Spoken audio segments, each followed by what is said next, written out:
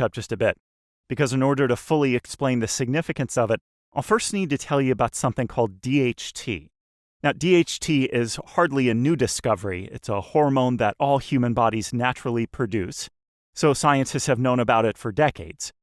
But for a long time, its effect on women was largely ignored. And I'll tell you why. You see, even though virtually everyone's body starts to produce more and more DHT as they get older, this process was initially linked to baldness in men.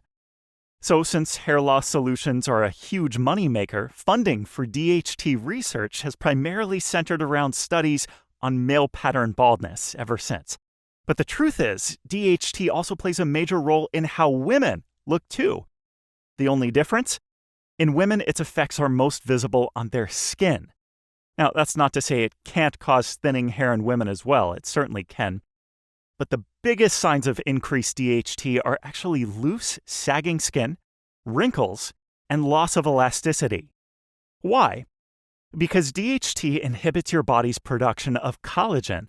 You see, collagen is the protein that keeps your skin firm, taut, and lifted. In fact, I like to think of it as your skin's primary support system, because without it, your skin would literally be unable to hold itself up. Now, your body's ability to produce collagen naturally slows down in the years before, during, and after menopause. But if it weren't for DHT, the effects wouldn't be nearly as obvious. Because just as your collagen production starts to decline, your production of collagen-blocking DHT simultaneously increases, making it even harder for your skin to fight gravity and maintain its youthful firmness. So if you're seeing sagging skin on your cheeks, neck, chin, and jawline, or loose, wobbly skin on your upper arms, DHT is likely to blame. So at this point, you're probably wondering, okay, but what does this have to do with Joanne's daily routine? Well, here's the scoop. Even though Joanne wasn't big on skincare and makeup, for the past few years, she had been taking a natural herb called saw palmetto to help thicken her hair. Now, ordinarily, saw palmetto is used to help combat hair loss in men. In fact, Joanne said it was her husband who first introduced her to it. But she loved how full and healthy it made her hair look too, so she figured, why not? But remember what I said about DHT being linked to hair loss?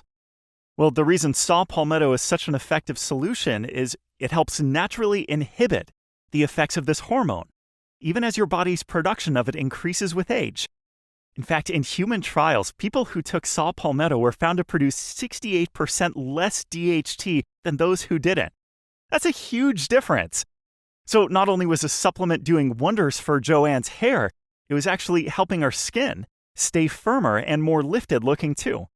That said, if your goal is to look younger, taking saw palmetto by itself won't do you much good.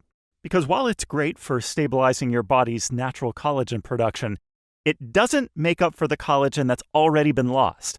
But as luck would have it, Joanne had unwittingly been pairing it with something that does.